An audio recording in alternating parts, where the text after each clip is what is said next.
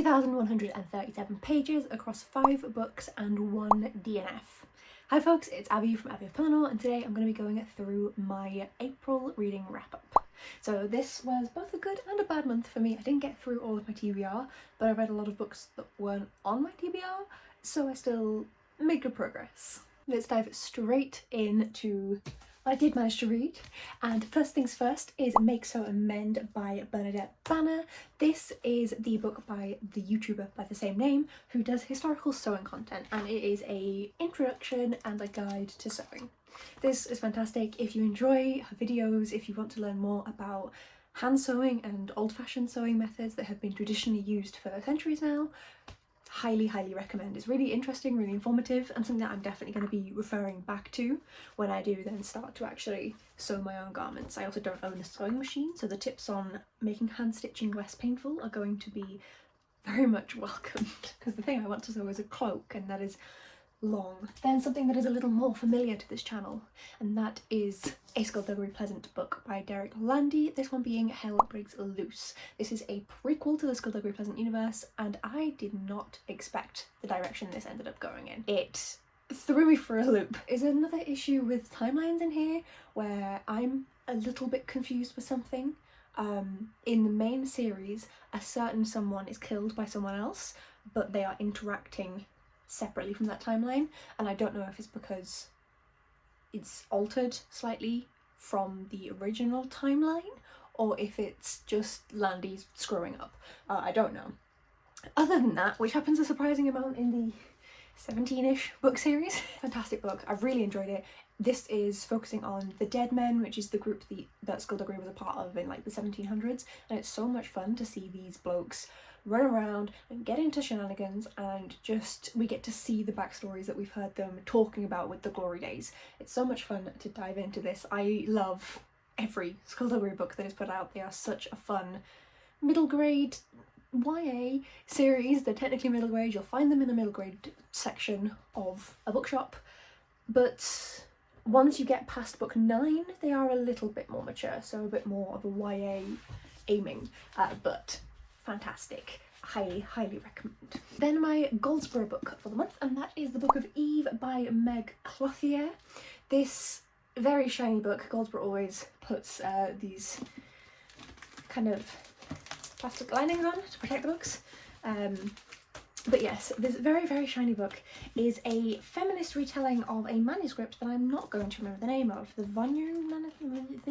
Voynich manuscript. I've not read this, but basically this talks a lot about the patriarchal role of organised Western religion and how this stifles women, and how women stifle themselves and their fellow women by capitulating to what these individuals are wanting. It's a very interesting book. It does have some magical elements in it. It is a fantasy. I really hope that we get more in this world, just because I want to learn more about the fantastical side of this. I want to know more about the book that is mentioned in this book. There is a book within the book that contains this magic. There's shape-shifting, there's different kind of secret organisations of women who are there to protect each other, which we love, and I would just love to know more about that system. I think this is done really in depth and really interestingly. I recommend. I had a lot of fun with this one. I'm pretty sure it is a 4.5 star read for me. It does take a little bit of time to get into. You've got to work for your fun, but then once I hit about here, I don't want to put it down. So very much enjoyed that one. I had a few more lackluster Goldsboro books, so it was nice to kind of be back on my swing again. The Memory Police by Yoko Ogawa. This was my TBR jar pick, I believe, and I loved this. It was really interesting. It was a 3.5 4-star read for me, and it is set on this Japanese island. It's originally written in Japanese. The translator is, because that is important, Stephen Snyder, and it's set on this Japanese island that is cut off and disconnected from the rest of Japan and from the rest of the world, and the forces that control this island make people forget items, things, situations. So the examples given on the back of the book, to avoid any spoilers, are hat, ribbon, bird, rose. They just decide that these have to be forgotten. And so anyone who owns any of those items, if they're ownable, has to go out and burn them, dispose of them, throw them away. And if it's a concept, you just kind of forget about it. And it's a very kind of interesting, nuanced look on society and how governments can control us and how people can fight back, but it's difficult within the system, and how people who aren't the oppressed group can fight back without understanding the oppression. Very, very interesting, very, very nuanced. I really do recommend this one. It wasn't quite a 5-star read, just the writing style wasn't perfect for me. I really enjoyed it, don't get me wrong, like 100% this is a book I recommend, but it just wasn't quite there for me. This is the book I chose for the high fantasy prompt for the Total Bollocks read-along that we do each and every month. We've got different prompts. You just pick a book that should hopefully fit the prompt. If it doesn't, that's fine. And then we talk about it in the live stream. People can join in the chats. I'm supposed to be in that right now, but if I just rotate you slightly. Oh, hello, there's the mirror. Yeah, it's... my computer's known for being a piece of shit, so I'm using my time wisely. So, don't want to say too much about this. You should go and watch the live stream. It'll be on Lizzie's channel, who will obviously be linked below. But this book. So it is A Day of Fallen Night by Samantha Shannon. This is the prequel to Priory of the Orange Tree in the Roots of Chaos series. These books are big. This one is physically smaller than the other book, but it's like 80 pages bigger, which weirds my brain out. But there we go.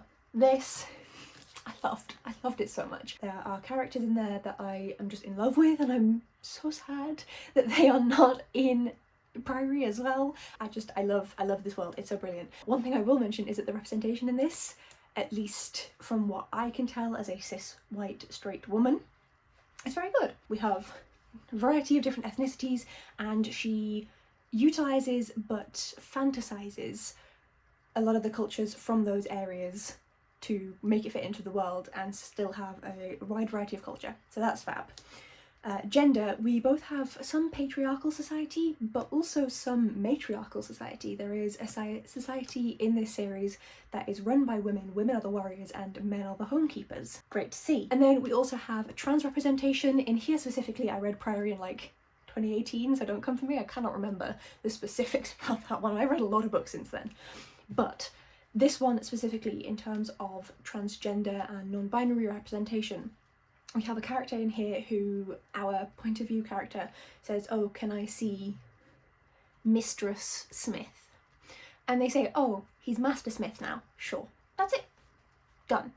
Oh, beautiful. There's also a variety of non-binary people in here, primarily noticeable when you're talking to the noble men and women in the...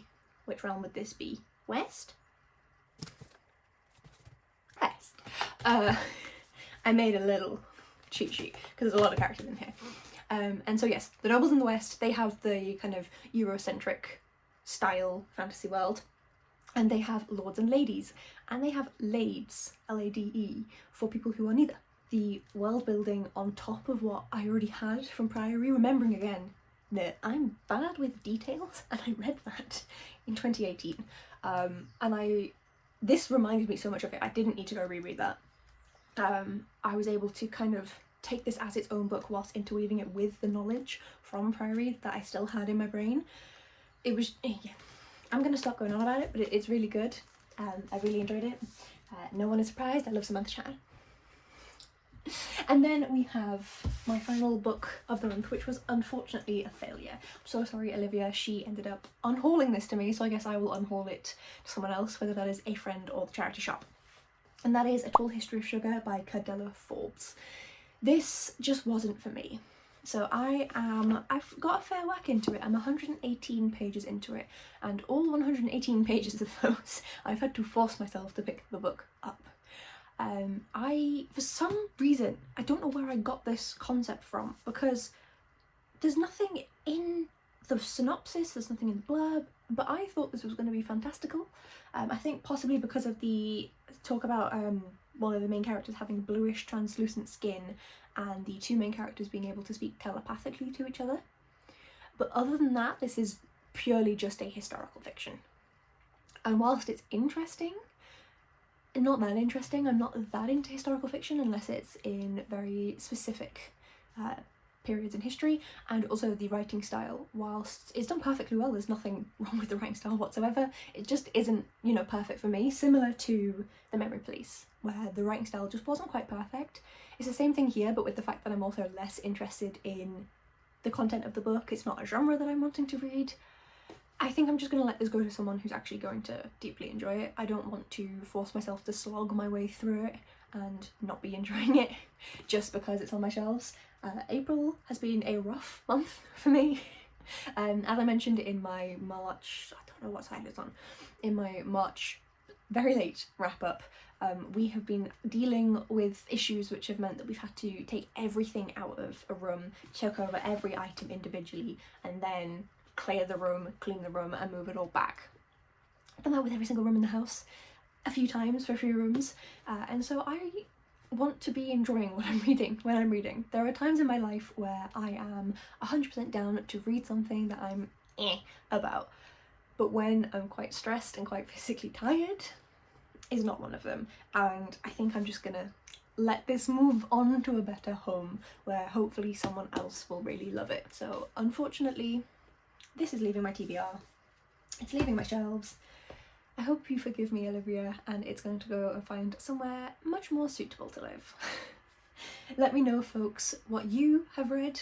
The laptop is getting more noisy. It's closer to, it says 100% complete. It's not. It's not.